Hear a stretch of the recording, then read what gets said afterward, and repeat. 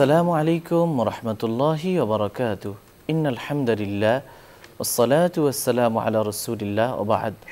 সম্মানিত দর্শক শ্রোতা, কাছে দূরে, দেশে কিংবা প্রবাসে, যেখানে বসে টিভির পর্দায় অথবা ইউটিউব চ্যানেলে আমাদের দেখছেন, সবাইকে জানাই আন্তরিক শুভেচ্ছা ও অভিনন্দন। প্রিয় দর্শক শ্রোতা, আশা করি আল্লাহর রহমতে সবাই ভালো আছেন। আমরা দোয়া করি মহান আল্লাহ আমাদের সবাইকে সুস্থ, নিরাপদ ও নেক হায়াত দান করুন। আপনারা জানেন, এই অনুষ্ঠানে প্রতিদিন কোরআন সুন্নাহর আলোকে আলোকিত জীবন গড়ার নির্দেশনা দেয়া হয়। নির্দেশনা দেন দেশের প্রাজ্ঞ, অভিজ্ঞ ইসলামিক স্কলাররা। সেই ধারাবাহিকতায় আজও আমরা আমন্ত্রণ জানিয়েছি দেশের একজন বিশিষ্ট ইসলামী চিন্তাবিদকে। আজ আমাদের সঙ্গে যোগ দিয়েছেন সুবক্তা, লেখক, খতিব, তরুণ ইসলামিক স্কলার মুফতি শামসুদ্দোহা আশরাফি। আসসালামু আলাইকুম ওয়া রাহমাতুল্লাহি ওয়া বারাকাতুহু। ওয়া আলাইকুম আসসালাম ওয়া রাহমাতুল্লাহি ওয়া বারাকাতুহু। মুহতারাম, কেমন আছেন? জি আলহামদুলিল্লাহ, আপনি কেমন আছেন? আলহামদুলিল্লাহ। প্রিয় দর্শক শ্রোতা, আজ আমরা যে বিষয়ে কথা বলবো সেটি হলো পরিবেশ সুরক্ষায় ইসলামের কর্মপন্থা। মহান আল্লাহ মানুষকে এই পৃথিবীতে প্রতিনিধি হিসাবে পাঠিয়েছে। মানুষ শুধুমাত্র তার নিজেকে নিয়ে ভাবলেই চলবে না, তার পরিবেশ, প্রকৃতি, পৃথিবী, পরিবার, সমাজ, রাষ্ট্রকে নিয়েই তার জীবন। সুতরাং পবিত্র কোরআন এবং সুন্নাহের নির্দেশনা এমনই যে মানুষ শুধুমাত্র তার ব্যক্তিকেন্দ্রিক হবে না, পাশাপাশি তার প্রকৃতি, পৃথিবী ইত্যাদি তার ভাবনার বিষয় হবে। সেই ধারাবাহিকতায় পরিবেশ, প্রকৃতি, সমাজ এগুলো জীবনেরই অংশ। এগুলো কোনো একেবারেই নিছক দুনিয়াবী বিষয় নয়, বরং এর সঙ্গেও রয়েছে আল্লাহর কুদরতের সম্পর্ক এবং আল্লাহ প্রদত্ত আমানতের সম্পর্ক। তাই মুসলমান হিসাবে পরিবেশ সংরক্ষণ, সুরক্ষা আমাদের অত্যন্ত গুরুত্বপূর্ণ দায়িত্ব। আর এক্ষেত্রে আমাদের করণীয় বাকি পরিবেশ, প্রকৃতি নিয়ে ইসলামের দৃষ্টিভঙ্গি কেমন, এ বিষয়ে আজ আমাদের সঙ্গে আমাদের সম্মানিত অতিথি কথা বলবেন। পরিবেশ সুরক্ষায় ইসলামের কর্মপন্থা। জাযাকুমুল্লাহ। অত্যন্ত সময় উপযোগী এবং সুন্দর একটি আলোচ্য বিষয় এখানে আনা হয়েছে।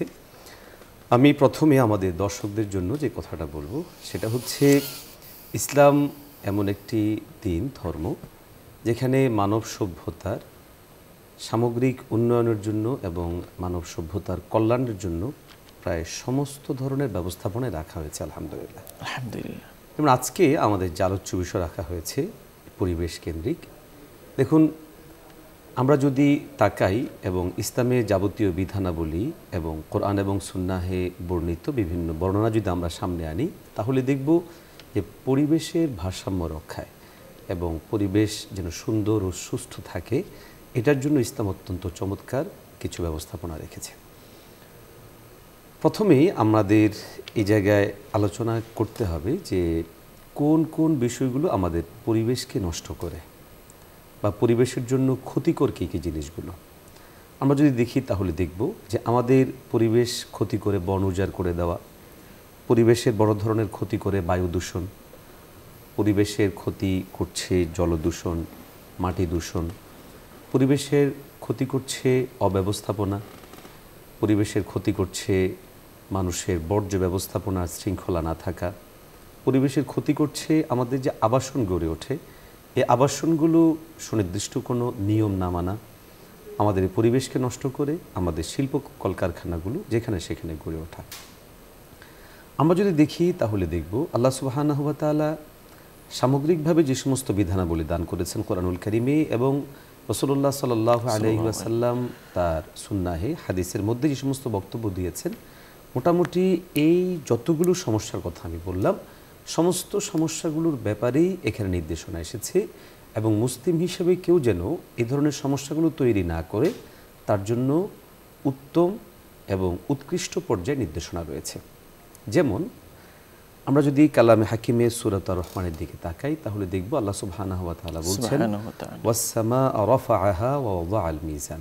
আল্লাহ সুবহানাহু ওয়া তাআলা আকাশকে উঁচু করেছেন এবং তিনি ভারসাম্য স্থাপন করেছেন, মিজান স্থাপন করেছেন, ভারসাম্য স্থাপন করেছেন। আল্লাহ তাগউ ফিল মিজান, এবং এখান থেকে আল্লাহ সুবহানাহু ওয়া তাআলার উদ্দেশ্য হচ্ছে তোমরা যেন ভারসাম্য ইত্যাদিকে নষ্ট না করো। দেখুন, ভারসাম্যতার জন্য এটা শুধুমাত্র একটা জায়গা না, বরং জীবনের প্রতিটা পদে পদে প্রত্যেকটা জায়গায় আমরা যেন ভারসাম্যপূর্ণ আচরণ করি এবং ভারসাম্যটা আমরা ধরে রাখি, এই আয়াতে কারিমা সেই দিকে আমাদেরকে দিক নির্দেশনা করে। এখন আসুন, আপনি আমি যদি খেয়াল করি তাহলে ইসলামের আরেকটা গুরুত্বপূর্ণ বিষয় আমরা দেখব যে একটা মানুষ তার ব্যক্তিগত জীবনের শুরু দিক একদম অর্থাৎ সে ঘুম থেকে উঠা থেকে শুরু করে আবার ঘুমানো পর্যন্ত টোটাল সময় জুড়ে তার জন্য যে ইসলামের দিক নির্দেশনাগুলো আছে, এখানে মৌলিক একটা দিক নির্দেশনার নাম হচ্ছে আত-তাহারা ওয়ান নাজাফা, পবিত্রতা এবং পরিচ্ছন্নতা। তাহলে একটা হচ্ছে আমরা পেলাম ভারসাম্যতা, আরেকটা হচ্ছে পবিত্রতা এবং পরিচ্ছন্নতা। ভারসাম্যতার দিক আমরা যদি তাকাই তাহলে দেখব যে কোরআনুল কারীমের মধ্যে আল্লাহ সুবহানাহু ওয়া তাআলা বলছেন সূরা আরাফের মধ্যে, লা তুফসিদু ফিল আরদি বা'দা ইসলাহিহা, তোমরা জমিনের মধ্যে কোনো ধরনের বিপর্যয় করবে না সেটার পরিশুদ্ধতার পর। এখন জমিনের মধ্যে বিপর্যয় যেন না ঘটানো হয়, এই বিপর্যয়টা বিভিন্ন দিক থেকে হতে পারে। মানবিক বিপর্যয় হতে পারে, পরিবেশগত বিপর্যয় হতে পারে, খাদ্যগত বিপর্যয় হতে পারে। যেই কোনো ধরনের বিপর্যয়ের ক্ষেত্রে কিন্তু ইসলাম এক্ষেত্রে আমাদেরকে পরিষ্কারভাবে নিষেধাজ্ঞা দেয়। দেখুন, আমরা যদি খেয়াল করি তাহলে আমরা দেখব যে প্রকৃতি ও পরিবেশ যে সমস্ত কারণগুলোতে নষ্ট হয়, এর মধ্যে একটা হচ্ছে বন উজাড় করা। যেমনটা আমি আমার ভূমিকাতে বলেছি যে কোথাও যদি বন উজাড় করে দেওয়া হয় তাহলে খুব স্বাভাবিকভাবেই এখানে পরিবেশগত ভয়ঙ্কর ধরনের ক্ষতিকর দিক তৈরি হয়, কারণ এর মাধ্যমে আমাদের যে আবহাওয়া, সে আবহাওয়ার মধ্যে বড় ধরনের এফেক্ট পড়ে। এবং আমরা জানি যে আবহাওয়া যদি নষ্ট হয়ে যায় তাহলে সেক্ষেত্রে আমাদের জন্য এটা পরিবেশগত দিক বিবেচনায় ভয়ঙ্কর ধরনের ক্ষতি হয়। আমরা দেখি যে ইসলামের মধ্যে পরিবেশ বান্ধব প্রকৃতি, যেটাকে আমরা বন ব্যবস্থাপনা বলি, এই বন এবং গাছ ইত্যাদি লাগানোর ব্যাপারে আমাদের প্রিয় হাবিব নবীজি মুহাম্মদুর রাসূলুল্লাহ সাল্লাল্লাহু আলাইহি ওয়াসাল্লাম পরিষ্কারভাবে নির্দেশনা দিয়েছেন। নবীজির বক্তব্য হলো, ইন কামাতিস সাআ ওয়া ফি ইয়াদি আহাদিকুম ফাসিলা, যে কিয়ামত সংগঠিত হয়ে যাচ্ছে আর ওই অবস্থায় তোমাদের কারো হাতে একটা চারা গাছ রয়েছে। রাসূলুল্লাহ সাল্লাল্লাহু আলাইহি ওয়াসাল্লাম নির্দেশনা হলো, ফাইন ইসতাতাআ আল্লা ইয়াকুমা হাত্তা ইয়াগরিসাহা ফালিয়াফআল। রাসূলুল্লাহ সাল্লাল্লাহু আলাইহি ওয়াসাল্লাম স্পষ্ট বলছেন যে তোমাদের জন্য নির্দেশনা হলো তোমরা সেই চারা গাছটাকেও সেখানে তোমরা গেড়ে দাও। এটার মাধ্যমে স্পষ্টতর আমাদের সামনে স্পষ্ট হয় যে পরিবেশের জন্য অত্যন্ত উপযোগী এবং দরকারি যে বন ব্যবস্থাপনা, গাছ ইত্যাদি, আমাদের সমাজে আমরা যদি দেখি তাহলে দেখব যে ব্যাপকভাবে বন নিধন, গাছ কাটার প্রবণতা আমরা দেখি। বিশেষত আপনি খেয়াল করবেন আমাদের পাহাড়ি অঞ্চলগুলোতে যেভাবে বন উজাড় করা হয় এবং বিভিন্ন পাবলিক এরিয়াতেও কোনোরূপ প্ল্যান পরিকল্পনা ব্যতিরেকে যখন তখন যেখানে সেখানে মার্কেট স্থাপন অথবা সেখানে মানুষের জনবসতি গড়ে তোলা, এবং জনবসতি গড়ে তোলার ক্ষেত্রেও দেখা যাচ্ছে যে অথবা কোথাও রাস্তা নির্মাণ করা, তো এই সমস্ত বিভিন্ন জায়গাগুলোতে আমাদের গাছগুলোকে কেটে কেটে এনে অপ্রয়োজনীয়ভাবে সেগুলোকে ব্যবহার করা হচ্ছে। তো ইসলাম এই জায়গায় মানুষজন যেন মোটেও অপ্রয়োজনীয় কিংবা অপরিকল্পিতভাবে দুটোই হচ্ছে, অপ্রয়োজনীয় হচ্ছে এবং অপরিকল্পিত হচ্ছে। এই অপ্রয়োজনীয় অপরিকল্পিত এই দুটো প্রক্রিয়ায় গাছের এই নিধনের কারণে যেটা ভয়াবহ ধরনের ক্ষতি হচ্ছে সেটা হচ্ছে আমাদের পরিবেশের মধ্যে একটা বাজে প্রভাব পড়ছে। ইসলাম এক্ষেত্রে অবস্থান অত্যন্ত পরিষ্কার, সেটা হচ্ছে বিনা প্রয়োজনে গাছ কাটা এটা নিষিদ্ধ। এমনকি শরিয়া আইনে কেউ যদি বিনা প্রয়োজনে গাছ কাটে, অবশ্য আমরা জানি যে আমাদের প্রচলিত আইনেও গাছ কাটার ব্যাপারে নির্দিষ্ট নীতিমালা রয়েছে, যদিও সেটার বাস্তবায়ন খুব কম হয় অথবা ক্ষেত্রবিশেষ দেখা যাচ্ছে যে যারা বন ব্যবস্থাপনার সাথে জড়িত থাকেন তারাও কখনো কখনো এই ধরনের কাজে সহায়ক ভূমিকা পালন করে। তা আমরা মনে করি যে আমাদের প্রচলিত আইন, ইসলামের নির্দেশনা এবং সামগ্রিকভাবে প্রতিটা মানুষের বিবেকবোধ থেকে এটা নাড়া দেওয়া উচিত যে আমি যদি আমার এই গাছগাছালিগুলোকে কেটে ফেলি তাহলে এই জায়গাটা ক্ষতিটা কিন্তু আমি আমাদের করছি। অতএব একটা মানুষ নিজে স্বেচ্ছায় স্বজ্ঞানে নিজের ক্ষতি করবে, এটা কোনো অবস্থাতেই হতে পারে না। এই জন্য আমাদের উচিত, আমাদের অবশ্যই আমরা যেন বন উজাড় করা থেকে আমরা বিরত থাকি। আমরা যদি দেখি তাহলে দেখব যে আমাদের পরিবেশের ভারসাম্য রক্ষার জন্য ইসলাম অন্যতম আরেকটা দিক নির্দেশনা দেয়, সেটা হচ্ছে পবিত্রতার। দেখুন, রাসূলুল্লাহ সাল্লাল্লাহু আলাইহি ওয়াসাল্লাম হাদিস শরীফের মধ্যে বলছেন, আত-তুহুরু শাতরুম মিনাল ঈমান, যে পবিত্রতা ঈমানের অঙ্গ, পবিত্রতা ঈমানের অর্ধেক। দেখুন, এই পবিত্রতার সাথে অনেকগুলো জিনিস জড়িয়ে আছে। একটা মানুষ পবিত্রতা অর্জনের সাথে তার অন্যতম যে জিনিসটা তার নিয়ন্ত্রিত হয়ে যায় সেটা হচ্ছে যে বজ্র, অর্থাৎ মানুষ তার ব্যক্তিগত যে মলমূত্র ত্যাগ করে, এই মলমূত্র ত্যাগ এটা যদি শৃঙ্খলভাবে এবং নিয়মতান্ত্রিকভাবে না হয় তাহলে পরিবেশ কোনো অবস্থাতেই সুন্দর রাখা সম্ভব নয়। এই জন্য একজন মুসলিমের জন্য এটা অত্যন্ত জরুরি, সে তার মলমূত্র ত্যাগের ক্ষেত্রেও অত্যন্ত সতর্ক থাকবে। দেখুন, মলমূত্র ত্যাগের এই জায়গাটায় রাসূল সাল্লাল্লাহু আলাইহি সাল্লাম গুরুত্ব দিতে গিয়ে আরেকটু গভীর থেকে এনে সে উপলব্ধিটা তৈরি করছেন। নবীজি বলছেন, আল হায়া ও শু'বাতুম মিনাল ঈমান, যে হায়া, লজ্জা হচ্ছে তোমাদের ঈমানের অঙ্গ। ইদা ফাতাকাল হায়াউ ফাফআল মা শিতা, তোমার লজ্জা চলে গেলে তুমি যেখানে সেখানে করতে পারো। এখন দেখুন, আমি মলমূত্র ত্যাগ করব, এখন আমি সেটা রাস্তায় করতে পারবো কিনা, আমি সেটা কোথায় করব, একজন মুসলিমের বা রাসূলুল্লাহ সাল্লাল্লাহু আলাইহি ওয়াসাল্লামকে আদর্শিক জায়গা থেকে গ্রহণ করতে চান এমন যে কারোর জন্য এখানে কিন্তু অনেকগুলো নির্দেশনা আছে। প্রথমত হচ্ছে যে আমরা যদি খেয়াল করি তাহলে দেখব যে ব্যাপকভাবে কিন্তু এটা একটা রোগ, এবং বিশ্বের বেশ কিছু রাষ্ট্রের ব্যাপারে এমন সংবাদও আমাদের আছে যে মানুষজন ওপেনলি তাদের মানে মলত্যাগ করেন, এবং সেই মলত্যাগকে কেন্দ্র করে তাদের রাষ্ট্রের প্রশাসন বিভিন্ন সময় পেরেশান হতে হচ্ছে। দেখা যাচ্ছে যে ওপেন স্পেসে এখানে বেশ কয়েকগুলো ক্ষতি হচ্ছে। এক তো হচ্ছে যে ওপেনলি এই মলমূত্র ত্যাগের কারণে তাদের সামাজিক মর্যাদাও কিন্তু বিঘ্ন হচ্ছে, অবশ্যই বিঘ্ন হচ্ছে, এবং পরিবেশের ক্ষতি হচ্ছে, এবং তাদের মধ্যে ন্যূনতম যে লজ্জাবোধটা সেটা কিন্তু সেটাও চলে যাচ্ছে। আর এই মলমূত্রগুলো তারা যেখানে ত্যাগ করছে কিন্তু ওখানে সীমাবদ্ধ থাকে না, সেখান থেকে দেখা গেল বৃষ্টি হলো, অথবা ভিন্ন কোনো জীবজন্তু তাদের পায়ে লেগে, অথবা মানুষজনই কোথাও হাঁটতে গেল তাদের পায়ের মধ্যে লেগে দেখা যাচ্ছে যে মানুষের এখানে ক্ষতি হয়, এটা আরো মানে ছড়াচ্ছে। হ্যাঁ, অবশ্যই ছড়ায়। আরেকটা জিনিস হচ্ছে, যখন একটা জিনিসকে নিয়মতান্ত্রিকভাবে একটা নিয়ন্ত্রিত জায়গায় মলমূত্র ত্যাগ করা হয় তখন সেটা তুলনামূলক জীবাণু ইত্যাদি এগুলোও ছড়ায় কম। কিন্তু যখন একটা মানুষ ওপেন কোথাও টয়লেট করেন, মলমূত্র ত্যাগ করেন, তাহলে সেক্ষেত্রে দেখা যায় যে এটা ব্যাপকভাবে মল এতে ছড়িয়ে পড়ে। তো ইসলামের নির্দেশনাটা এই জায়গাটায় খুবই চমৎকার এবং সুন্দর। দেখুন, রাসূল সাল্লাল্লাহু আলাইহি ওয়াসাল্লাম আমাদেরকে পবিত্রতার ব্যাপারে গুরুত্বটা একেবারেই যখন মানুষ ঘুম থেকে ওঠে তখন থেকে শুরু করছেন।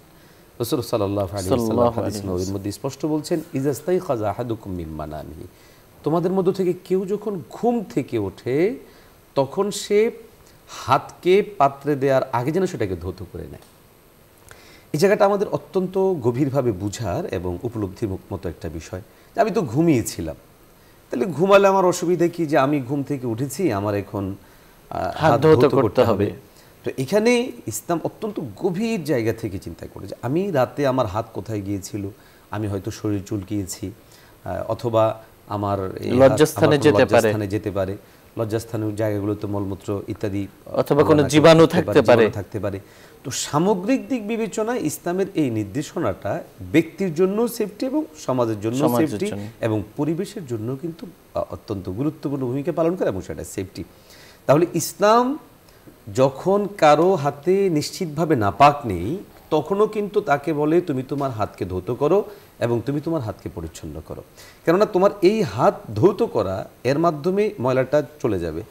এবং আমরা দেখেছি করোনাকালীন সময়ে যখন করোনা নিয়ে ব্যাপকভাবে আমাদের বিভিন্ন সারা পৃথিবীব্যাপী আলোচনা চলছিল, এবং তখন সেখানে অন্যতম বিষয় ছিল কিন্তু 10 সেকেন্ড হাত ধুবেন, 20 সেকেন্ড হাত ধৌত করবেন, তারপরে বেশি বেশি করে ধৌত করবে, সেখানে হাত ধৌত করা, নাকের মধ্যে পানি দেওয়া, এই সমস্ত বিষয়গুলো কিন্তু ছিল। আর এই পুরো বিষয়গুলি কিন্তু আমাদের তাহারাতের সাথে এবং মুসলমানদের প্রতিদিনের জীবনের সঙ্গে এটি সম্পৃক্ত।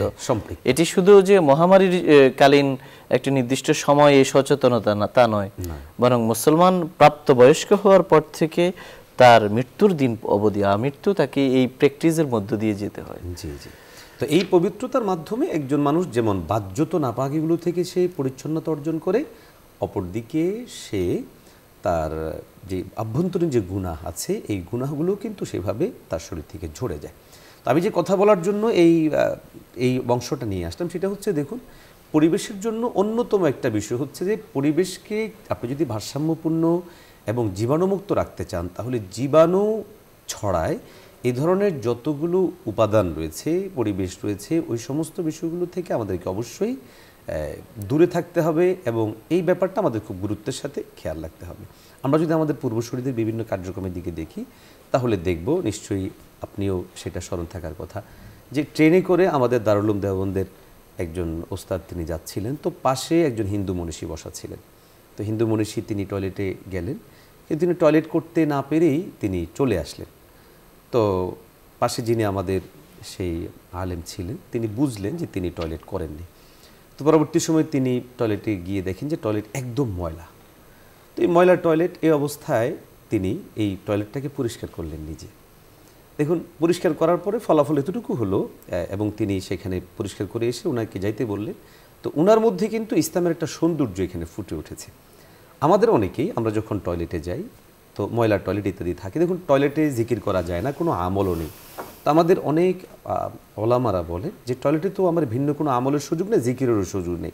তো আমার জন্য সেখানে একটা সুযোগ আছে, সেই সুযোগটা হচ্ছে আমি টয়লেটের ওই সময়টুকু কাজে লাগিয়ে আমি পানি তো ছাড়বই, এখন সেখানে যে ময়লাগুলো আছে আমি যদি বসে সে ময়লাগুলোকে পরিষ্কার করে নিই, তাহলে একদিকে আমি পরিষ্কার পরিচ্ছন্নতা সাওয়াও পেলাম, এই সময়টা আমার জন্য উপকারী হলো, আর আমার পরে যিনি টয়লেটে আসবেন সেটা তার জন্য ভালো হবে এবং সেটা তার জন্য একটা কল্যাণ করা হবে। তো ইসলাম পরিবেশ বান্ধব এবং পরিবেশকে সুরক্ষিত রাখার জন্য এবং পরিবেশকে ভারসাম্যপূর্ণ রাখার জন্য এই ধরনের সূক্ষ্ম থেকে সূক্ষ্ম বিষয়গুলো আমরা যদি পর্যালোচনা করি তাহলে দেখা যাবে প্রতিটা বিষয়ে ইসলামের এই জায়গাগুলো মানুষের জন্য উপযোগী এবং মানুষজনকে এই জায়গাটায় ইসলাম বরাবরই উদ্বুদ্ধ করে।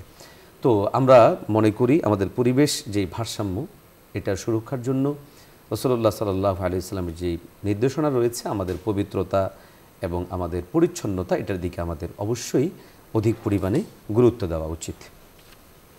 পরিবেশ সুরক্ষার জন্য আমরা যদি খেয়াল করি তাহলে দেখব যে পরিবেশের জন্য অন্যতম গুরুত্বপূর্ণ আরেকটা বিষয় হচ্ছে যে এখানে ছড়িয়ে ছিটিয়ে থাকা বিভিন্ন জীবজন্তু। এর মধ্যে কিছু জীবজন্তু তো যেগুলো আমরা বুঝি যে আমাদের সরাসরি কাজে লাগে, আমাদের উপকারে লাগে, আমরা সেগুলোকে খাই, হ্যাঁ, বিভিন্ন কাজে লাগে। আবার কিছু জীবজন্তু আছে যে সমস্ত জীবজন্তু, এবং কি আমি আরেকটু আগবেরি কীটপতঙ্গের কথাও বলবো, যে কীটপতঙ্গগুলো এরাও কিন্তু পরিবেশের একটা অংশ। পরিবেশ সুরক্ষায় কীটপতঙ্গও অনেক ভূমিকা পালন করে, পরিবেশ সুরক্ষায় বিভিন্ন জীবজন্তু অনেক ভূমিকা পালন করে। আমরা যদি দেখি তাহলে দেখব রাসূলুল্লাহ সাল্লাল্লাহু আলাইহি ওয়াসাল্লাম হাদিসের মধ্যে স্পষ্ট বলেছেন যে তোমরা জীবজন্তুর প্রতি সদয় হও। জীবজন্তুর প্রতি সদয় হওয়া এটা ইসলামের স্পষ্ট নির্দেশনা। কেউ যদি জীবজন্তুর প্রতি নির্দয় হয়, যেমনটা হাদিসের মধ্যে আছে, রাসূল সাল্লাল্লাহু আলাইহি ওয়াসাল্লাম বলছেন মান কাতালা উসফুরান আবাসান, কেউ যদি অহেতুক কোনো একটা চড়ুই পাখি সেটাকেও সে যদি কোনো হত্যা করে, আজ্জা ইলাল্লাহি ইয়াউমাল কিয়ামাতি ইয়াকুলু ইয়া রাব্বি, তাহলে সেটা কিয়ামতে আল্লাহ সুবহানাহু ওয়া তাআলার কাছে গিয়ে বলবে, হে আল্লাহ, ইন্না ফুলালান কাতালানি আবাসান ওয়ালাম ইয়াকতুলনি লিমানফাআতিন, যে অমুক আমাকে হত্যা করেছে অহেতুক, আমার দ্বারা সে কোনো উপকার হাসিল করেনি। হাদিসটা এসেছে নাসাই শরীফের মধ্যে। এখান থেকে একটা জিনিস স্পষ্ট হয়, দুটো জিনিস স্পষ্ট হয়। একটা হচ্ছে যে জীবজন্তুকে অহেতুক মারা যাবে না, হ্যাঁ, প্রয়োজন সাপেক্ষে খাবারের প্রয়োজনে আমি জীবজন্তুকে মারতে পারবো, অর্থাৎ জীবজন্তুকে আমি জবাই করতে পারবো, এবং জবাই করার জন্য কিন্তু সুনির্দিষ্ট ও সুশৃঙ্খল নিয়মতান্ত্রিকতা রয়েছে। আমাদের সমাজে যেটা ঘটে সেটা হচ্ছে আমাদের যে সমস্ত জায়গাগুলোতে জীবজন্তু ইত্যাদি জবাই করা হয়ে থাকে, আমাদের এই জবাইগুলোকে এমনভাবে করা হয়ে থাকে যে এখানে বাস আমি শুধু জবাই করে ফেললাম, এর পরবর্তীতে আমার কোনো দায় বা দায়িত্ববোধ আছে এ ধরনের কোনো বিষয় কিন্তু সেখানে বোঝা যায় না। অথচ আমাদের এই জায়গাটা অত্যন্ত গুরুত্বের সাথে বোঝা উচিত। আমাদের কোনো একজন ভাই বলছিলেন যে আমি যখন আরেকজনের জায়গায় বা আমি যখন কোনো একটা কাজ এমন করছি যে কাজটা অন্যদের জন্য ক্ষতিকর, তো আমার সেটা বোঝা উচিত যে এই কাজটা যদি কেউ আমার সাথে করে তখন আমার উপলব্ধিটা কেমন হবে। যেমন আমি যখন আমার গরুটা জবাই করলাম কোনো একটা মাঠে, খুব বেশি কষ্ট নয় যে আমি একটু করে মাটি চাপা দিলেই কিন্তু দুর্গন্ধ থেকে মুক্ত হওয়া যায়, বা একটু কষ্ট করলেই গরুর যেই পরিত্যক্ত অংশগুলো আছে সেই অংশগুলোকে আমি কিন্তু মাটি চাপা দিতে পারি। তো মাটি চাপা দেওয়ার মাধ্যমে যেটা হবে সেটা হচ্ছে যে এই গরুর বর্জ্য কিংবা গরুর যে অতিরিক্ত যে নষ্ট অংশগুলো আছে এগুলোর কারণে কেউ ক্ষতিগ্রস্ত হলো না। কিন্তু আমি যদি সেটাকে এই একটুমাত্র কষ্ট আমি সহ্য না করি, আমি যদি সেখানে এই গরুটাকে অথবা ছাগলটাকে অথবা মুরগিটাকে জবাই করে আমি ওইভাবেই ময়লাগুলো ফেলে আসলাম, তাহলে ক্ষতি যেটা হয় সেটা হচ্ছে যে ওর আশপাশে যারা বসবাস করে, এই আশপাশে বসবাসকারী প্রতিটা মানুষ এর মুসিবতের মধ্যে নিপতিত হয়। অর্থাৎ এটা পরবর্তী দুর্গন্ধ ছড়ায় এবং সেখানে জীবাণু তৈরি হয়, ময়লা তৈরি হয়। তো আমরা জানি যে রাসূল সাল্লাল্লাহু আলাইহি ওয়াসাল্লাম কোরআনিক আলোকে আমাদের জন্য যেটা স্পষ্ট নির্দেশনা দিয়েছেন সেটা হচ্ছে আল মুসলিমু মান সালিমাল মুসলিমুনা মিন লিসানিহি ওয়া ইয়াদিহি। মুসলিম তো সে হবে যার হাত এবং জবান থেকে ওনারা নিরাপদ থাকবে। অর্থাৎ আমার যে কোনো কার্যক্রম থেকে অপরাপর কোনো মুসলিমকে কষ্ট দেওয়া, এটা আমার মুসলমানিত্বের যে জায়গা সেখান থেকে আমি এটা করতে পারি না। ইজাই মুসলিম হারামুন, অন্য মুসলমানদেরকে কষ্ট দেওয়া সেটা হারাম। এটা শুধু মুসলিম না, বরং মুসলিম নন মুসলিম যে কাউকেই অন্যায়ভাবে কষ্ট দেওয়া এটা শরীর দৃষ্টিকোণ থেকে হারাম এবং অবৈধ। কিন্তু এই যে দেখুন জীবজন্তুর প্রতি কেউ যদি নির্দয়ভাবে, যেমনটা আমাদের অনেকে, এবং এই জীবজন্তুগুলো পরিবেশ প্রকৃতিরই অংশ, হ্যাঁ অংশ, আপনি আমি হয়তো খেয়াল করলে দেখবো যে আমাদের জীবজন্তুর কিছু অংশ এমন আছে যারা মরা গরু খাচ্ছে। তাহলে বোঝা যাচ্ছে যে এই গরুটা যেটা মরে গেল, আপনি আমি ওরা যদি এটা ভক্ষণ না করে ফেলে তাহলে কিন্তু এটা আমাদের জন্য বড় ধরনের ক্ষতির কারণ, দুর্গন্ধ এবং জীবাণু দুটোই ছড়াতে পারে। দেখুন আমাদের পেট, আমরা যদি আমাদের দিকে চিন্তা করি, আমাদের পেটেও আল্লাহ সুবহানাহু ওয়া তাআলার পক্ষ থেকে এমন কিছু কৃমি এবং এমন কিছু সেখানে দেওয়া আছে যেগুলো আমাদের যেগুলো আমাদের খাদ্যগুলোকে ভক্ষণ করে সেগুলোকে হজম করে। যদি কারো সেগুলো কমে যায় তাহলে ওষুধ খাইয়ে কিন্তু সেগুলো বাড়াতে হয়। তো একইভাবে এই পৃথিবীকে পরিষ্কার পরিচ্ছন্ন রাখতে, আপনি যদি দেখেন যে পুকুরটায় মাছ আছে, ওই পুকুরের পানি আর যে পুকুরে মাছ নেই ওই পুকুরের পানি কিন্তু একরকম হয় না। যেখানে যেই পুকুরে পানি মাছ থাকে না সেই পুকুরের পানিটা কিন্তু খুব বেশি দিন ভালোভাবে টিকে না। একটা সময় এসে কিন্তু বিভিন্ন ধরনের ময়লা ইত্যাদি করে সেই পানিটা নষ্ট হয়ে যায়। দেখা যাচ্ছে যে এই জীব জন্তু এরা সামগ্রিকভাবে আমাদের পরিবেশের একটা অংশ। এই জন্য রাসূল সাল্লাল্লাহু আলাইহি ওয়াসাল্লামের নির্দেশনা হলো যে কোনো অবস্থাতেই তোমরা জীবজন্তুর প্রতি নির্দয় হবে না। একান্ত প্রয়োজনে, বৈধ প্রয়োজনে তোমরা সেগুলোকে জবাই করতে পারো, খেতে পারো, কিন্তু এক্ষেত্রেও অবশ্যই লক্ষণীয় যেন কোনো অবস্থাতেই তাদের কোনো ক্ষতি সাধন করা না হয়। পরিবেশ সুরক্ষার জন্য অন্যতম একটা গুরুত্বপূর্ণ বিষয় হচ্ছে পানি। আমরা যদি দেখি তাহলে দেখব যে ইসলাম এই জায়গাটায় অত্যন্ত সতর্ক এবং সাবধান। রাসূলুল্লাহ সাল্লাল্লাহু আলাইহি ওয়াসাল্লাম হাদিসের মধ্যে পানি অপচয়ের ব্যাপারে এত কঠোর নির্দেশনা দিয়েছেন। নবী বলেন লা তুসরিফ ফিল মাই ওয়ালাউ কুনতা আলা নাহরিন জারিন। রাসূল সাল্লাল্লাহু আলাইহি ওয়াসাল্লামের বক্তব্য হচ্ছে যে তোমরা যদি কোনো ইয়েতেও থাকো, নাহরে জারি তথা প্রবাহমান নদী, নহরেও থাকো, নদীতেও থাকো, তারপরেও তোমরা পানিকে অপচয় করবে না। দেখুন পানি অপচয়, আমরা তো এমন এক দেশে আছি আলহামদুলিল্লাহ যেখানে পানি হয়তো 10 ফিট নিচে গেলেও কোথাও কোথাও পানি পাওয়া যায়, কোথাও কোথাও এমনিতেই পানি ওঠে। হ্যাঁ, আবার বছরের একটা লম্বা সময় জুড়ে আমাদের এখানে বৃষ্টি হয়। পৃথিবীতে বহু এমন রাষ্ট্র আছে যেখানে একটা নদী নেই, বছরে একবার তারা বৃষ্টির দেখা মেলে না।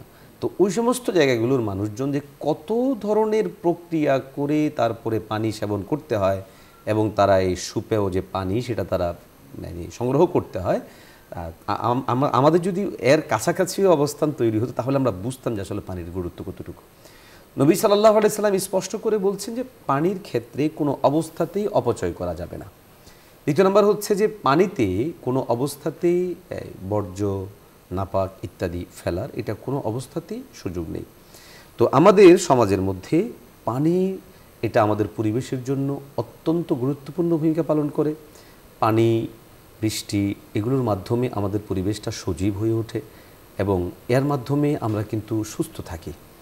আপনি দেখবেন ঢাকা শহরে যখন বৃষ্টি থাকে না তখন যেই পরিমাণ মশা হয়, আর যখন বৃষ্টি থাকে তখন কী পরিমাণ মশা হয়। হ্যাঁ, বৃষ্টির সময়গুলোতে এমনকি কেউ কেউ তো বলছেন যে মশা নিধনের জন্য একটা নির্দিষ্ট লেভেলিংয়ের জায়গা থেকে পানি স্প্রে করা হলে সেখানে মশাগুলোকে মেরে ফেলা সম্ভব। তো দেখা যাচ্ছে যে পানি এটা আমাদের জন্য অত্যন্ত গুরুত্বপূর্ণ ভূমিকা পালন করে। এই জন্য আমাদের পরিবেশকে আমরা যদি ঠিক রাখতে চাই তাহলে আমাদের জন্য জরুরি হচ্ছে আমাদের পানি যেটা সেটা যেন কোনো অবস্থাতেই অপচয় না হয়, পানির অপব্যবহার রোধ। হ্যাঁ, অপব্যবহার রোধ এটা খুবই জরুরি এবং খুবই গুরুত্বপূর্ণ। এবং পানিতে ব্যাপকভাবে ময়লা নিষ্কাশন, বিশেষ করে আপনি হয়তো খেয়াল করলে দেখবেন আমাদের দেশের অধিকাংশ শিল্প কলকারখানাগুলোকে গড়ে তোলা হয় বিভিন্ন খালের পাশে, নদীর পাশে। এটা গড়ে তোলার পিছনে তাদের একটা বলা যেতে পারে ব্যবসায়িক পলিসি, তবে এদের একটা টার্গেটের জায়গা হচ্ছে যে এখানে তাদের যে বর্জ্যগুলো, এই বর্জ্যগুলোকে তারা সরাসরি সে নদীগুলোতে দিয়ে দেয়। এদের সুবিধা হয় তাদের জন্য যে তারা এটা খুব সহজে নিষ্কাশন করে ফেলতে পেরেছে। কিন্তু এই পানিটা যখন নিষ্কাশিত হলো, কোথায় হলো? এটা হয়তো কোনো খালে হয়েছে অথবা কোনো নদীতে হয়েছে। আপনি দেখেন ঢাকা শহরের আশপাশে থাকা যে সমস্ত নদীগুলো আছে, আপনি এই সমস্ত নদীগুলোর হিসেব যদি করা হয় তাহলে বিগত এই ব্যাপকভাবে আমাদের শিল্প কলকারখানা গড়ে ওঠার আগের এই নদীগুলোর চিত্র আর আজকের নদীগুলোর চিত্র কিন্তু এক রয়নি। আজকে এই নদীগুলোর চিত্র এমন হয়েছে যে একটা মানুষ ওই নদীগুলোর কাছে গেলে তার বমি আসবে এবং নদীর পানিগুলোর দিকে তাকালেই তার মনে হবে যে কি এক ভয়ঙ্কর ধরনের জিনিসের সামনে আমি আছি। মানে বিষাক্ত একটা আবহাওয়া সেখান থেকে কিন্তু ওপেনলি চলে আসে। এই জন্য আমাদের একদিকে পানি অপচয় রোধ করতে হবে, দ্বিতীয় নম্বর হচ্ছে বায়ু দূষণ, আমাদের যে জল দূষণ রোধের জন্য আমাদেরকে অবশ্যই সচেষ্ট এবং সাবধান থাকতে হবে। তারপরে আমরা যে ইসলাম পরিষ্কার পরিচ্ছন্নতার প্রতি গুরুত্ব দেয় এবং রাসূল সাল্লাল্লাহু আলাইহি ওয়াসাল্লাম স্পষ্ট বলেছেন, ইন্নাল্লাহা জামিলুন ইউহিব্বুল জামাল। আল্লাহ সুবহানাহু ওয়া তাআলা তিনি সুন্দর, তিনি সৌন্দর্যকে পছন্দ করেন। আমরা যদি দেখি যে আমাদের শহর কেন্দ্রিক বা বিভিন্ন জায়গায় আমরা গৃহ নির্মাণ বলেন অথবা আনুষঙ্গিক যত কিছুই বলেন, এই সমস্ত জিনিসগুলো করার ক্ষেত্রে কোনো অবস্থাতেই দেখা যায় যে এটা প্ল্যান পরিকল্পনা মাফিক কিছু করা, এটা না করে যেমন যেন তেনভাবে গড় তুলতে পারলেই বা করতে পারলেই হলো, এই ধরনের একটা মানে মেজাজ মানুষের মধ্যে দেখা যায়। এটা আসলে কোনো অবস্থাতেই আমাদের জন্য উচিত না। আরেকটা বিষয় হচ্ছে যে সমুদ্র ও বায়ুমণ্ডল, এটাও যেন দূষণ না হয়। রাসূলুল্লাহ সাল্লাল্লাহু আলাইহি ওয়াসাল্লাম বলেন, লা দারারা ওয়ালা দিরারা। নবীজি সাল্লাল্লাহু আলাইহি ওয়াসাল্লাম স্পষ্ট করে বিভিন্ন জায়গায় দূষণ এবং ক্ষতির জায়গাগুলো থেকে যেন আমরা বাঁচতে পারি, এই জন্য প্রিয় হাবিব সাল্লাল্লাহু আলাইহি ওয়াসাল্লাম আমাদের দিক নির্দেশনা দেন। বায়ু দূষণের ক্ষেত্রে আমরা যদি দেখি যে বিভিন্ন জায়গায় ওপেন যে সমস্ত ইটভাটাগুলো আছে, তারপরে বিভিন্ন কলকারখানাগুলো, সেখানে যেই বিভিন্ন কাঠখড় ইত্যাদিকে পোড়ানো হয়, এই ধরনের সামগ্রিক জায়গা থেকেই আমরা যদি দেখি তাহলে দেখব যে আমাদের এই পরিবেশের মধ্যে বড় ধরনের প্রভাব তৈরি হয়। তা আমরা মনে করি যে আমাদের ইসলামিক এই সমস্ত দিক নির্দেশনাগুলো নিয়ে এগুলো নিয়ে কিন্তু বর্তমানে অনেক কাজ হচ্ছে, জাতিসংঘের অধীনে কাজ হচ্ছে, বিভিন্ন দেশে পরিবেশ আন্দোলন হচ্ছে, অনেক এনজিও সংস্থা এগুলো নিয়ে কাজ করছে। অথচ আমরা একবারও চিন্তা করি না যে মুসলিম হিসেবে আমাদের ইসলাম ধর্মে যে এইসব ব্যাপারে কত নির্দেশনা আছে। এই জন্য আমাদের যারা পরিবেশ নিয়ে কাজ করেন, পরিবেশ নিয়ে আন্দোলন করেন এবং পরিবেশগত বিষয় নিয়ে যারা এই সমস্ত কথাবার্তাগুলো বলেন, আমরা তাদেরকে বরাবরই বলবো। আমি আমার কথা সূচনাতেই যে ভূমিকাটা আমি আপনাকে দিয়েছিলাম যে ইসলামের যাবতীয় বিধানাবলীর ক্ষেত্রে আপনি যদি খেয়াল করেন যে আল্লাহ সুবহানাহু ওয়া তাআলা প্রায় প্রতিটা জিনিসেই মানব সভ্যতার সাথে সম্পৃক্ত কোনো না কোনো কল্যাণ তিনি এখানে রেখেই দিয়েছেন। কোনো না কোনো একটা কল্যাণ যদি তিনি খুঁজতে চান তাহলে তিনি অবশ্যই সেখানে কল্যাণ মানে খুঁজে পাবেনই। দেখুন, কিছু বিষয় তো এমন আছে যেটা আমাদের যুক্তির ঊর্ধ্বে বিশেষভাবে আমাদেরকে মানতে হচ্ছে। যেমন ধরুন, আমি নামাজ পড়ব, নামাজের জন্য উযু কেন করতে হচ্ছে?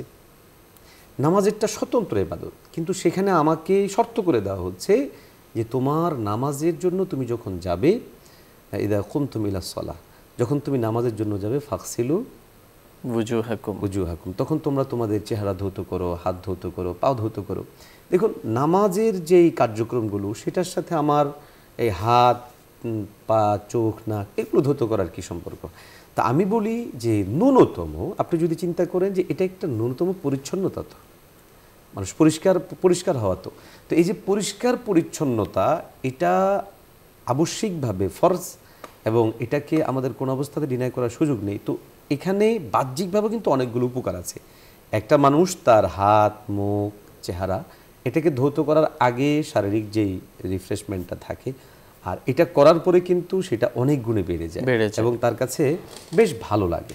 তো ইসলামের এই নির্দেশনাগুলো একটা মানুষ যখন 5 বার এভাবে করে সে হাত, এটা যেমন ইবাদতের পার্ট, একই সঙ্গে পরিবেশ উন্নয়নে এর একটা ভূমিকা, ব্যক্তি উন্নয়ন হয়, ব্যক্তি উন্নয়নের ক্ষেত্রে সেটা পরিবেশের মধ্যে একটা বড় ধরনের প্রভাব পড়ে। আমরা দেখতে পাই বর্তমানে বিজ্ঞান এবং প্রযুক্তির উৎকর্ষতার এই যুগে আমরা দেখতে পাচ্ছি যে প্রযুক্তি আমাদের জীবনকে সহজ সাবলীল করে দিয়েছে, কিন্তু এবং বিভিন্ন শিল্পায়ন, ইন্ডাস্ট্রি, কলকারখানা ব্যাপক হারে গড়ে উঠছে। তো একটি বিষয় এখানে লক্ষণীয় যে আজকাল যে পরিবেশ নিয়ে যে সমস্ত কথাবার্তা হচ্ছে সেটাও তার জন্য কিন্তু অপরিকল্পিত বা সীমাতিরিক্ত এই ধরনের আমরা যে ইন্ডাস্ট্রি এবং পরিবেশ বান্ধব নয় এমন শিল্প কারখানাকে দায়ী করা হচ্ছে।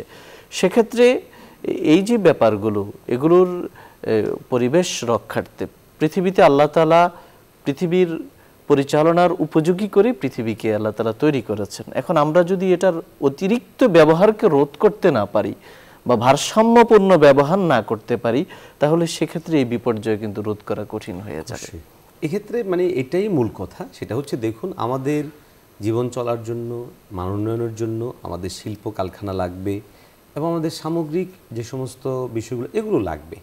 কিন্তু এক্ষেত্রে আমাদের যেটা করণীয় সেটা হচ্ছে আমি শুধু আমারটা চিন্তা না করে সামগ্রিকভাবে আমার এই কাজ জনকল্যাণকে সামনে রাখা। যেমন ধরেন একটা শিল্প কলকারখানা হলো, এখন এই শিল্প কলকারখানা সেটা আপনি নদীর পাড়েই করলেন, কিন্তু আপনি জানেন যে হয়তো বর্তমানে এমন প্রযুক্তি বের হয়েছে, আপনার শিল্প কারখানার বর্জ্যগুলোকে প্রথমে এক জায়গায় তারা রাখার ব্যবস্থা করেন এবং সেখানে মেশিনের মাধ্যমে সেটাকে পরিশোধিত করেন এবং আন্তর্জাতিক আইনেও সেটা আছে। বাহিরের থেকে যে বায়াররা যে সমস্ত ইগুলোতে অর্ডার করেন মালের জন্য, তো তারা এটা এসে প্র্যাকটিক্যালি চেক করেন যে এগুলো আছে কিনা। অনেকে হয়তো সেটা করেন এবং সেটাকে ভালোভাবে পরিশোধিত করে তারপর পানিটাকে নদীতে দেন, অথচ বেশিরভাগ লোকই এগুলো সম্পর্কে জানে না বা অতিরিক্ত অর্থ ব্যয়ের কথা চিন্তা করে অধিক মুনাফার লোভে তারা এটা করছেন না। ফলে তাদের যে বর্জ্যগুলো এগুলো আমাদের খালবিলে যাচ্ছে এবং আমাদের বুড়িগঙ্গার পানির মতো সবগুলো পানির চেহারা এমনই হয়ে যাচ্ছে। তো সর্বোপরি আমরা আজকে প্রিয় দর্শক শ্রোতা আমরা যে কথা বলতে চাই সেটা হলো পরিবেশবাদী আন্দোলন সারা পৃথিবীতে আছে, চলছে এবং এই বিপর্যয়ের জন্য মানুষ নিজেই দায়ী এবং মানুষ নিজেই আল্লাহ তাআলার সৃষ্টি করা এই সুন্দর পৃথিবীকে আল্লাহ নিজেদের মতো করে ব্যবহার করে অপরিকল্পিত এবং ভারসাম্যহীন ব্যবহারের মাধ্যমে এই যে বিপর্যয় এসেছে এটাকেও আল্লাহর দেওয়া নিয়ম নীতি অনুসারে আমরা তা রোধ করতে পারবো। পাশাপাশি পরিবেশ নিয়ে যখন আলোচনা হবে আমরা এজ এ মুসলিম কোরআন সুন্নাহর আলোকে আমাদের জীবনকে পরিচালিত করব এবং কোরআন হাদিসে যে নির্দেশনাগুলো দেওয়া হয়েছে সেগুলো অনুসরণ করার চেষ্টা করব। আল্লাহ রাব্বুল আলামিন আমাদেরকে তৌফিক দান করুন। প্রিয় দর্শক, আলোচনার এই পর্যায়ে আমরা সংক্ষিপ্ত মুনাজাতে অংশগ্রহণ করব। আপনারা চাইলে আমাদের সঙ্গে মুনাজাতে শামিল হতে পারেন। আলহামদুলিল্লাহি রাব্বিল আলামিন والصلاة والسلام على أشرف الأنبياء والمرسلين وعلى آله وصحبه أجمعين آمين. اللهم لك الحمد كما ينبغي لجلال وجهك وعظيم سلطانك سبحان الله وبحمده سبحان الله العظيم ألف لام ميم الله لا إله إلا هو الحي القيوم رب اغفر لي ولوالدي وللمؤمنين يوم يقوم الحساب اللهم إنا نسألك الهدى والتقى والعفاف والغنى يا رب العالمين। আজ আমরা যে বিষয়ে আলোচনা করেছি, আলোচনা শুনেছি, আল্লাহ সবাইকে বুঝার এবং আমল করার তৌফিক দান করুন। ইয়া আল্লাহ, সুন্দর পৃথিবী আপনি সৃষ্টি করেছেন মানুষের কল্যাণে।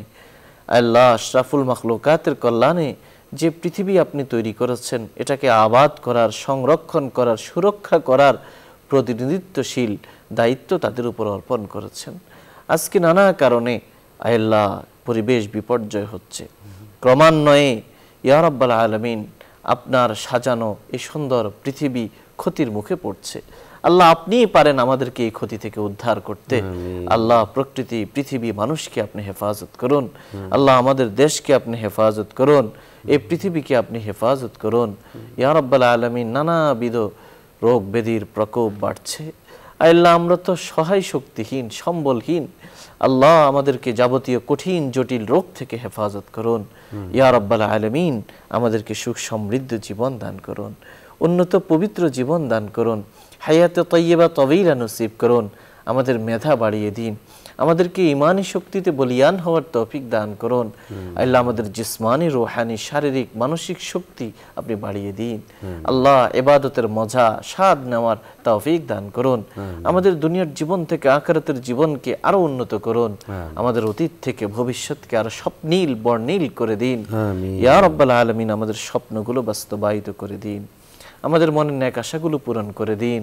আমাদের সন্তানাদিকে আল্লাহ আমাদের সন্তানাদিকে আপনি কবুল করুন। তাদের মধ্যে, তাদের কাছে যেন আমরা ইমানের দৌলত, আমানত পৌঁছে দিতে পারি, সেই তৌফিক দান করুন। সুন্দর আগামী, সুন্দর ভবিষ্যৎ তাদেরকে দান করুন। আমাদের সবার পারিবারিক, সাংসারিক জীবনকে সুখময় করুন, প্রাতিষ্ঠানিক, সামাজিক জীবনকে মর্যাদাময় করুন, রাষ্ট্রীয় জীবনকে নিরাপদ করুন। আল্লাহ আপনার কাছে আমরা নিরাপত্তা চাই। আমাদের যাত্রাপথকে আপনি মসৃণ ও নিরাপদ করে দিন। আমাদের কর্মস্থল, আমাদের ঘরবাড়ি নিরাপদ করে দিন। আল্লাহ আমাদের সবচেয়ে বড় নিরাপত্তার প্রয়োজন কবর এবং কবরের পরবর্তী জীবনে।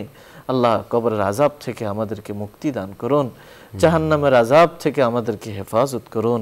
আমাদের হিসাব নিকাশ সহজ করে দিন, আমাদের দোষ ত্রুটি আপনি ঢেকে দিন, আমাদের মর্যাদা আপনি বৃদ্ধি করে দিন।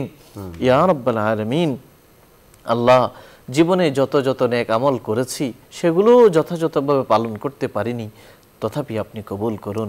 যা কিছু ছুটে গেছে আল্লাহ আমাদের অক্ষমতা, দুর্বলতা, অলসতা, সীমাবদ্ধতার কারণে সেগুলোর জন্য তওবা করছি। আমাদের পাপাচার, অনাচারকে আপনি ক্ষমা করুন। সগীরা কবিরা, জানা অজানা, ইচ্ছা অনিচ্ছায়, প্রকাশ্যে গোপনে, দিনে রাতে, আলোতে অন্ধকারে করা গুনাহগুলো থেকে আমরা তওবা করছি, আপনি ক্ষমা করুন। আল্লাহ বুঝে না বুঝে যদি কোনো শিরকি গুনাহ হয়ে থাকে, বেদাত করে থাকি, বেদাতি কাজ, আল্লাহ সমস্ত কাজ থেকে আমরা তওবা করছি, আপনি আমাদেরকে হেফাজত করুন। ইয়া আল্লাহ আমাদেরকে এক ও নেক বানিয়ে দিন, হেদায়েতের উপর উঠিয়ে দিন, সিরাতে মুস্তাকিমের উপর উঠিয়ে দিন। আল্লাহ সমস্ত কঠিন কাজ সহজ করে দিন, সমস্ত সংকট থেকে উত্তরণের পথ আপনি দেখিয়ে দিন। আল্লাহ মুসলমানদেরকে আপনি, আল্লাহ মুসলমানদেরকে উপর আপনি খাস রহমত নাজিল করুন। মুসলমানরা যে যেখানে আছে খাস রহমত নাজিল করুন। এই অনুষ্ঠানের মাধ্যমে দ্বীনের যে খেদমত হচ্ছে, এর পিছনে যাদের অর্থ, শ্রম, মেধা, পৃষ্ঠপোষকতা রয়েছে, আল্লাহ আপনার শান অনুযায়ী প্রতিদান দিয়ে দিন। হেদায়েতের উপর প্রতিষ্ঠিত রাখুন, ব্যবসা বাণিজ্য বারাকা নসিব করুন। আল্লাহ দুনিয়া এবং আখিরাতে আল্লাহ আপনার মনোনীত বান্দা হিসেবে কবুল করুন। সুবহান রাব্বিকা রাব্বিল ইজ্জাতি আম্মা ইয়াসিফুন ওয়া সালামুন আলাল মুরসালিন আলহামদুলিল্লাহি রাব্বিল আলামিন। প্রিয় দর্শক শ্রোতা, এতক্ষণ ধরে অত্যন্ত ধৈর্য সহকারে আপনারা শুনছিলেন আপনাদের প্রিয় অনুষ্ঠান আলোকিত প্রতিদিন। পুরো সময় আমাদের সঙ্গে থাকার জন্য ধন্যবাদ। ওমা আলাইনা ইল্লাল বালাগ। ওয়াসসালামু আলাইকুম ওয়া রাহমাতুল্লাহি ওয়া বারাকাতুহু।